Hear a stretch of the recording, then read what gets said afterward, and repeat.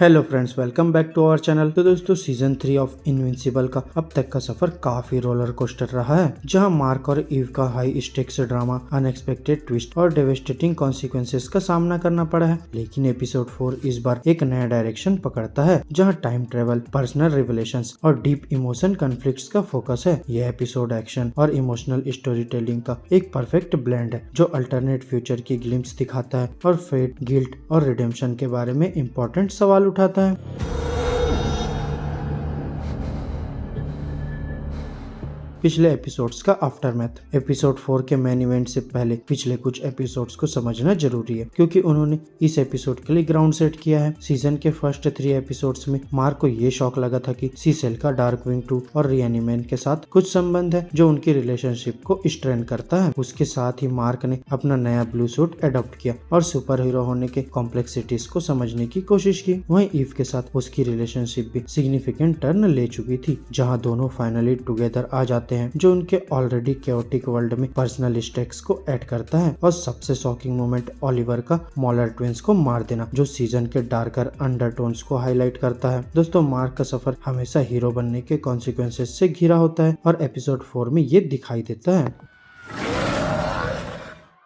लगता है आज किसी को हमसे पिटने का बड़ा मन कर रहा है। रेक्स और रे, the quest before the storm. Episode की शुरुआत एक लाइट और एंडियरिंग मोमेंट के साथ होती है, जहां रेक्स और रे ग्रोसरी शॉपिंग कर रहे होते हैं। रेक्स अपनी यूजुअल केयर फ्री एटीट्यूड में रेमन, पिज्जा और ब्लैक कॉफी एंजॉय कर रहा होता है, जबकि रे थोड़ी नॉर्मल लाइफ का ड्रीम देखते हुए होम कुक्ड मील्स की कार्विंग कर रही होती है। ये मोमेंट नॉर्मलसी का एक ब्रीफ ग्लिम्स है, लेकिन जब उन्हें मॉन्स्टर की डील करने के लिए अपनी शॉपिंग छोड़नी पड़ती है, तो ये सब कुछ हिल जाता है। इसी दौरान रोबोट अब रूडी के नाम से जाना जाता है, और अमांडा एक मिस्टीरियस रेड ऑर्ब की इन्वेस्टिगेशन कर रहे होते हैं, जो मार्क, डेबी और ओलिवर को स्पाई कर रहा है। ये ऑर्ब किसने बनाया है, इसके बारे में अभी तक पता नहीं चला, लेकिन ये क्लियर है कि जो भी इस ऑर्ब के पीछे है, उसके पास काफी रिसोर्सेस हैं। मार्क को लगता है कि ये सब सीसेल का काम है, तो वो पेंटागन जाकर रिएनिमेन को मार डालता है, पर सीसेल इसको इनकार करता है, और मार्क को ये अनसर्टेनिटी महसूस होता है कि किसने इस ऑर्ब को बनाया।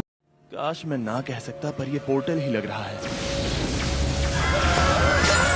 मार्क और ईव का इंटरप्टेड डेट। इस एपिसोड का एक काफी हार्ट वार्मिंग मोमेंट आता है, जब मार्क और ईव पेरिस जाते हैं अपने सेकंड फर्स्ट डेट के लिए। ये दोनों रोमांटिक किस के लिए रेडी होते हैं, लेकिन तभी कुछ अनएक्सपेक्टेड होता है। एक पोर्टल खुलता है और 2 मिस्टीरियस फिगर, ड्रॉप किक और फाइट मास्टर आते हैं, जो ये क्लेम करते हैं कि वो फ्यूचर से आए हैं। वो मार्क को बताते हैं कि उन्होंने डिक्लेरेशन ऑफ इंडिपेंडेंस को चुरा लिया है, और उन्हें लगता है कि मार्क ही उनके फ्यूचर को बदल सकता है। और वो ये भी कहते हैं कि उनके पास बस एक बार टाइम ट्रेवल करने का चांस है, और अगर मार्क उनके साथ नहीं गया तो उनका फ्यूचर डूम हो जाएगा। मार्क इसे इनिशियली रिफ्यूज करता है, पर ट्विंस उसे फोर्सफुली पोर्टल के थ्रू ले जाते हैं। ये अनएक्सपेक्टेड शिफ्ट रोमांस से साईफाई केओस की तरफ हो जाता है, और अब हम एक अल्टरनेट फ्यूचर में चलते हैं, जहाँ कुछ डायर कॉन्सिक्वेंसेस दिखाई देते हैं।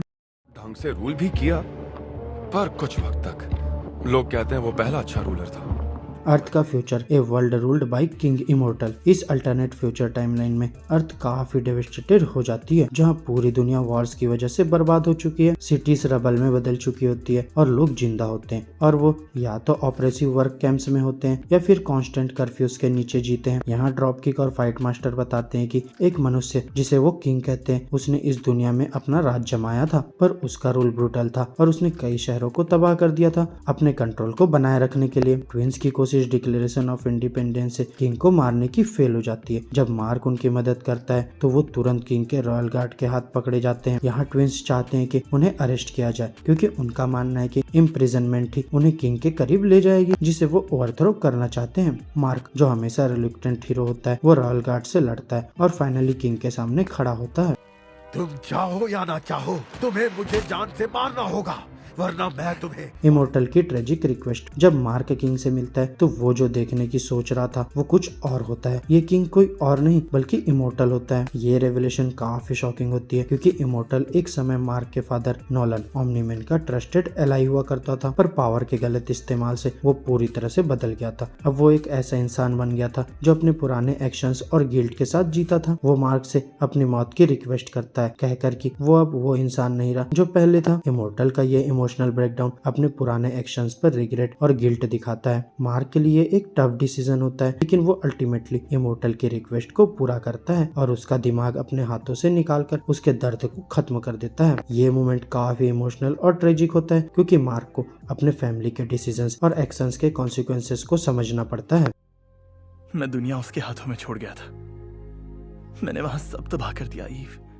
मार्क और ईव की इमोशनल जर्नी। जब मार्क अपने ओरिजिनल टाइमलाइन में वापस आता है तो वो अपने मन में फ्यूचर वाले इमोर्टल के बारे में सोचता है। उसकी गिल्ट काफी गहरी होती है। ईव, जो हमेशा मार्क के लिए सपोर्टिव रही है, उसे ये समझाती है कि जो इमोर्टल उससे मिला वो वही इमोर्टल नहीं था जो वो जानता था। ईव उसे याद दिलाती है कि फ्यूचर फिक्स्ड नहीं होता और जो डिसीजन वो आज ले रहे हैं वो फ्यूचर को बदल सकते हैं। ये बात मार्क को थोड़ा कंफर्ट देती है और दोनों एक दूसरे के साथ एक टेंडर मोमेंट शेयर करते हैं जो उनके रिलेशनशिप की स्ट्रेंथ को दिखाता है। ये बीस्ट भाई स्पेस में सर्वाइव कर लेंगे, क्या लगता है? बोलो ना। क्या?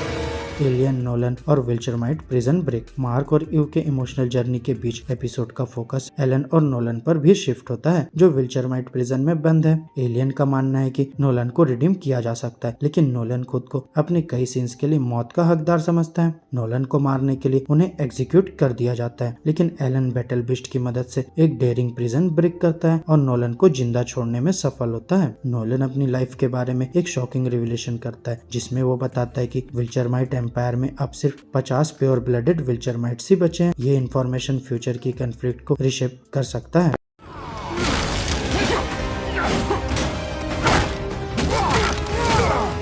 Conclusion, A future full of possibilities. Episode 4 के एंड तक मार्क और ईव के रिलेशनशिप में इमोशनल ग्रोथ दिखाई देती है, जबकि फ्यूचर काफी ब्लीक नजर आता है। लेकिन जो डिसीजन आज लिए जा रहे हैं वो सब कुछ बदल सकते हैं। रिडेम्पशन, गिल्ट और फेट का थीम इस एपिसोड का कोर है और मार्क को अपने एक्शंस के कॉन्सिक्वेंसेस से सामना करना पड़ता है। नोलन की रिडेम्पशन और विल्चरमाइट एम्पायर की वल्नरेबिलिटी आगे चल के यूनिवर्स का फेट बदल सकती है। यहाँ एपिसोड का एंड अनसर्टेनिटी के साथ होता है, लेकिन ये जरूर क्लियर हो जाता है कि इनविंसिबल की जर्नी अभी खत्म नहीं हुई है। तो दोस्तों, मेरी आज की इस वीडियो में बस इतना ही। आपको हमारा ये ब्रेकडाउन वीडियो कैसा लगा अपने थॉट्स कमेंट बॉक्स में शेयर कर सकते हैं, और अगर वीडियो अच्छी लगी हो तो वीडियो को लाइक करो, चैनल को सब्सक्राइब करो और ऐसे ही लेटेस्ट कंटेंट के लिए बेल आइकन जरूर प्रेस कर लो। अब मैं मिलूंगा आपसे नेक्स्ट वीडियो में, तब तक के लिए बाय बाय दोस्तों।